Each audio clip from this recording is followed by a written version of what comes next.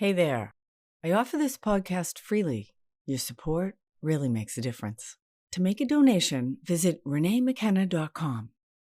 Welcome to Spiritual Psychology. My name is Renee LaValle McKenna, and I bring my 30-plus years as a recovering addict and ex-crazy person turned therapist and shamanic healer to bring you snackable teachings on spirituality, psychology, and all things personal growth. And today I want to talk about love and fear, and the idea that everything we do is motivated by one or the other.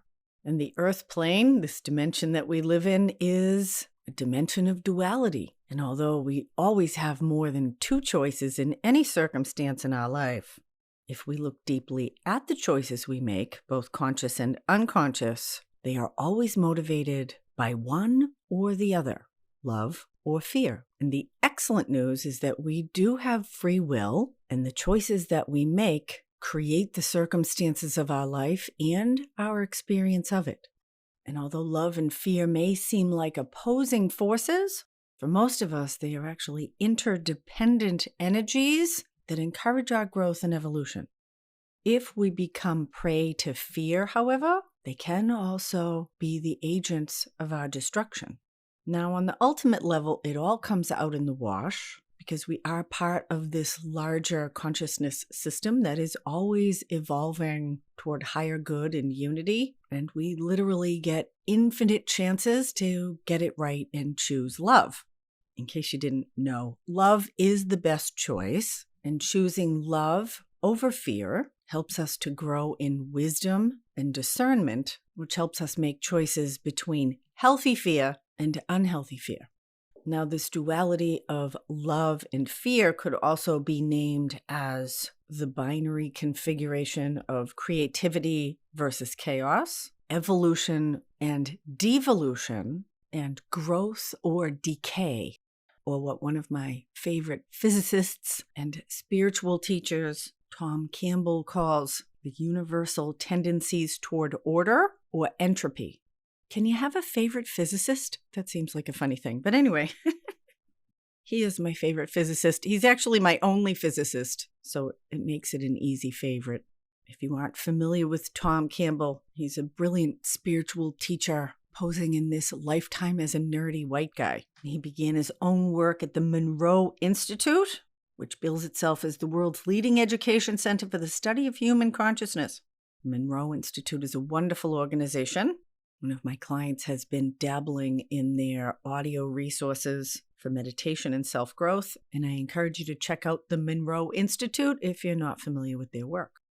And my early introduction to this concept of free will and how we choose to manage our own fear, and we all have fear. In fact, all of our human suffering, again, if we look deeply at it, ultimately boils down to some kind of fear.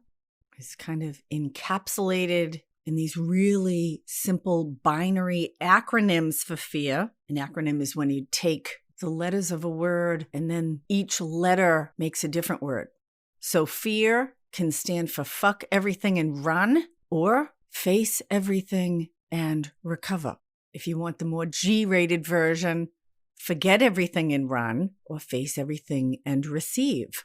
Some of my other favorite acronyms for fear are future events already ruined. Love that one, because fear is almost always about the future. Unless you're faced with a poisonous snake or being pursued by thugs or a wild animal, fear is almost always a negative projection into the future. And if you're really good at fear, like I have been, you're projecting absolutely the worst case scenario that could happen, which leaves no room for love, creativity, construction, hope, possibility, courage, and all that good stuff that give us different outcomes than what we fear.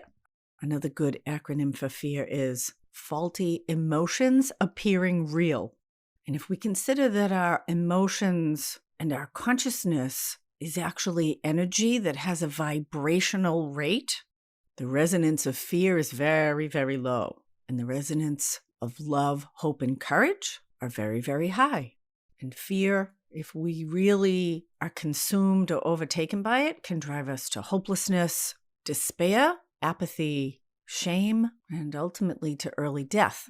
from a spiritual or consciousness perspective, all addiction is rooted in fear. And the base fear underlying all of the other human dysfunction and fears is that we are alone, that we are on our own here, that there is no help available to us, that there is no God or universal life force that has our highest good and development in mind, and that this whole thing is just a path to suffering and destruction that doesn't make any sense. And so we better grab as many toys, have as much sex, drugs, and rock and roll as we can before we get taken out. At least that's how I spent the first third of my life, and can still easily slide back into that perspective if I'm overtaken by fear. And the good news is, the most excellent news, and the truth of the matter is that we are not alone. We are actually part of a much larger, incredibly benevolent system that wants nothing more than our own growth, optimal development, and highest good. Because we are all connected. My highest good is connected with the highest good of the whole system. And the system is not stupid and has its own best interest at heart as well, its own evolution. But we do get free will here. And most of the things that people point to in outrage or ignorance as evidence that there can't be a God that has our highest good, like war, genocide, institutional oppression, personal and systemic abuse and suffering. Again, if we look deeply at those are rooted in human choices based in fear. They're also based in selfishness, greed, rage, and pride. Judgment's in there too. But again, if we look deeply at each of those attitudes, ultimately they are rooted in fear as well. And how do we look deeply at our fears? It's actually quite simple. And this is a practice in my life. It's a part of 4th step self-appraisal in 12-step practice. And I did this process recently with a client who's in this really intense and embroiled legal battle with her own mother. And she's trying to extricate herself from a really dysfunctional, multi-layered family business that's rooted in tremendous ancestral wounding and dysfunction. And it's scary to make change in our life, to go into the unknown, to be different, to not be in control of the outcome. And facing those fears helps us grow in all these iterations of love, like courage, hope, connection, joy, and fulfillment. And so I had her list all of her fears in this really intense process she's in. Write them down. It's really important when we look deeply to actually write things down. There's something about bringing things into physical reality that's very powerful. It's very grounding and concrete and takes a lot of the power out of them. Fears in our head can become tremendous boogeyman and demons. And when we write them down, they're just a few letters on a page. And the list was pretty long. And I encourage you to try this yourself. It's an excellent exercise. I still do it regularly, a couple times a year. And so I asked her, of all that list of fears, what's the most scary? And she said that I'll make bad choices and lose everything and hurt everyone. Yeah, that's kind of a scary consideration. And so to look deeply at this fear that she would make bad choices, lose everything and hurt everyone, I asked, what's scary about that? The answer that I would be alone, destitute, and everyone hates me. And what's scary about that? That I would die disconnected and suffering. And it's my experience that that is the base fear underlying almost all human suffering. And so I asked the question, where is God in this fear? And the answer was nowhere. There is no God in that fear. There is no life force, no wisdom, no hope or creativity. There is no love. And if you're foolish enough to be an atheist and unable to see the incredible intelligence that underlies every living and non-living form, then you're kind of screwed. And if you can even be just the slightest open-minded, we don't have to go too far. Usually stepping outside, literally outside of our home, our room, our car, and into the reality of the larger system that we're a part of. The wind is blowing. The earth is spinning. We know that because the sun is moving across the sky. Water is flowing. Everything is in some state of growth or decay, both of which are healthy. Birth and death are both necessary on the physical plane. In fact, our misunderstanding and fear of death, of ending, of things being removed or letting them go, is the place where I think every one of us is called to grow in love over fear, to surrender to the wisdom of this infinitely evolving system that we are a part of. And growing in wisdom is very closely tied to our abilities to grow in the choice of love over fear. And every little tiny choice we make in our life, and there are thousands, even millions of them, could be broken down as a choice for love or hope, or fear and hopelessness. And hope is just simply the possibility that things could be different than we could imagine. We're very arrogant, thinking we know everything of how things are going to go down. And lots of times we're so attached to being right.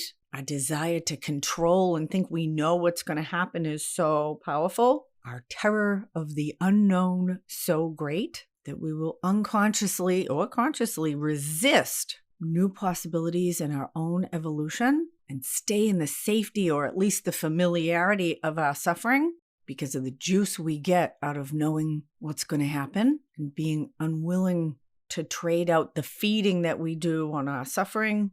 And we all get juice from our suffering, whether we're aware of it or not. I call that lower power. And trading that out for higher power takes us out of the driver's seat. It requires us to ask for help, recognize that we are interdependent, to risk opening ourselves to new possibilities and expand our capacity to receive love.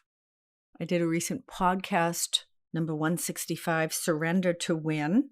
And you might want to check out episode 102, Why We Suck at Receiving. And most of us do suck at receiving, and fear depletes us and sucks from us. And conversely, love nourishes, fulfills, and expands us. And the fears most people have are primarily around getting hurt, feeling discomfort, fear of losing something I already have or not getting something that I really want. And the great truth that life is difficult is unavoidable. There's a terrible kind of cultural belief that we're supposed to be happy and comfortable all the time. And the system's actually set up, if we're happy and comfortable all the time, then we are not moving or growing. We're built to challenge ourselves and to participate in the system. And we can look at addiction, obesity, laziness, and the devolving dis-ease of those states as also subtly rooted in fear. So we got to grow up and get over our fear of discomfort because we often cause ourselves, as the Swiss psychiatrist Carl Jung said, neurosis is always a substitute for legitimate suffering. And most of us would like to avoid the idea of legitimate suffering, trying to find a shortcut or an easy way out. And unfortunately, most of the shortcuts and easy ways actually cause more suffering in the long run. I know that as an alcoholic addict and ex-criminal, always looking for a shortcut and an easy way. Don't really like to pay my taxes. And facing my fears is the shortcut. That's the legitimate suffering. And a life well lived is a life of courage, integrity, and love. So I've talked a lot about fear. Now I'm going to talk about love. And I have to say, I hate it that we only have one word for probably the most profound concept that we are presented with in life. And love has myriad forms. There's a love of self, love of others, love of God. You can love your dog, you can love your car, you can love your work, you can love your boyfriend, you can love your children, you can love nature, you can love ideas and beauty. And my favorite definition of love is to extend oneself for the spiritual growth of another or yourself. And it's the extending that is the act of love. Now, most of the time we think of love as a feeling, and certainly there can be feelings associated with it. But feelings come and go. Love, as I am talking about it, is a decision, it's a choice, and it's an action. And it's rooted in the idea of the highest good for myself and others, which may or may not include their comfort and may even challenge their sense of safety and self. And I need to challenge those things within myself as well. So when I was a kid, I was riddled with anxiety. Starting in first grade, terrified to go to school. And my mother was an anxious person. And so she let me stay home all the time. because that's what she did. And over my mother's lifetime, I got to watch her very slowly devolve. And at the end of her life, she had become so fearful that there was almost no one in it. 5 people came to my mother's funeral, and 3 of them were with me. And she actually had a strong will and a pretty big ego. And so I guess she got to prove to herself that there was very little love in the universe, but it was actually a lie. And thank God I was introduced to that concept of that acronym about fear, and I was encouraged and supported by therapists, a spiritual community, and friends and fellows also on a personal growth path to face everything and receive. And it was uncomfortable to go to work when I was anxious. I didn't know how to show up for difficult things. Those were muscles that existed, but they were underdeveloped. And just like working out, our body, our psyche, our spirit responds very quickly. If you use your body in a way you haven't in a while, you'll be sore because your muscles are actually growing to meet the needs of whatever it is you're doing. And our psyche and spirit, our emotions, and our mind will do the same. And just like our body, if we don't challenge ourselves mentally, emotionally, spiritually, relationally, creatively, or professionally, we will devolve. And if we do challenge ourselves in those ways, we will evolve, grow, and become stronger.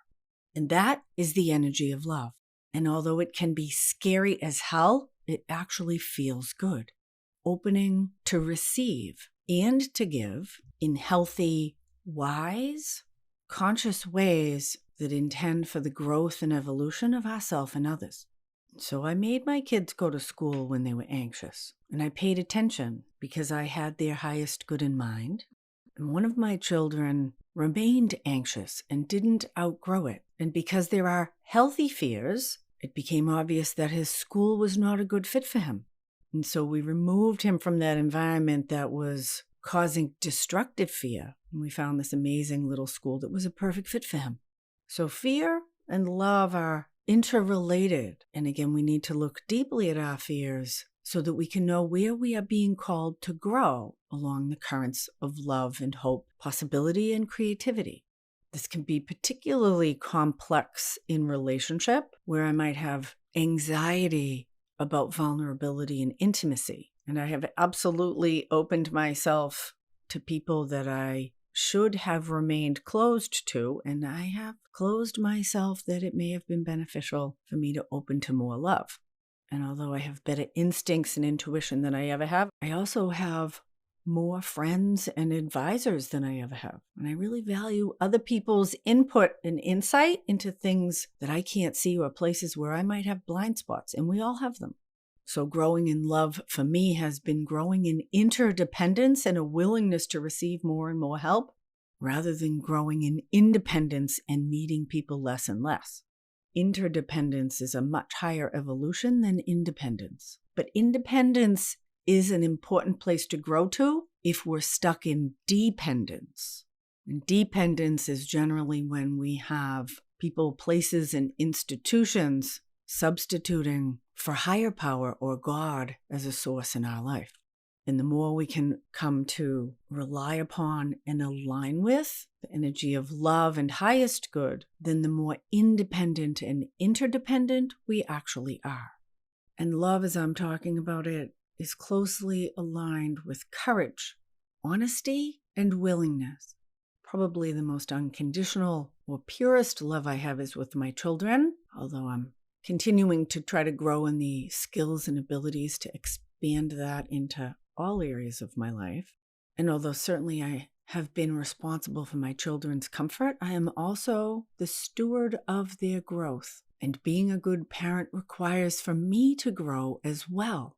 It's very common in parenthood to secretly want to protect our own comfort and to project that onto our children. It's particularly evident in the transitional moments where children move further and further away from us. When they go off to school, we send them out into the world. Do we send them out with trust and faith that the world is a benevolent place and the universe supports and cares for them? Or do we send them off with fear that something might happen to them that might make us uncomfortable, and a lack of faith that difficulties will breed strength as they learn to overcome them. If they fall down and skin their knee and realize that it will heal, it's an excellent lesson. Now, we can avoid them ever getting a skinned knee, but they will never learn about the resilience and healing properties of their own body. You might not want them to get their feelings hurt, but how will they develop the emotional resilience to care for themselves? Adversity breeds strength. And when our children are ready to move out of the house, do we want to keep them dependent on us for our own security, for our own fear of moving into the next place of our own evolution as adult parents of adults who have their own life, don't need mommy or daddy all the time? And what happens to us when we're not needed in that way? So being truly loving, deeply caring, extending ourselves for another's spiritual growth absolutely calls us to grow as well, because we are connected in a system that has our highest good in mind and wants us all to grow and evolve for the benefit of ourselves and others. Thank you so much for listening. If you like this podcast, please drop 5 stars in Spotify or a good review on iTunes. Doing lots of free workshops on Insight Timer, and just released my 10-day healing trauma course, a really gentle but profound path to healing trauma through a series of really deep guided visualizations. It's the work I would do if we were in session together, but you can do it in the comfort of your own home. So you can check out my link in Insight Timer for more information about that. Deep gratitude to my supporters on Patreon and through this podcast. Blessings on your path until we meet again. This is Renee LaValle McKenna for Spiritual Psychology.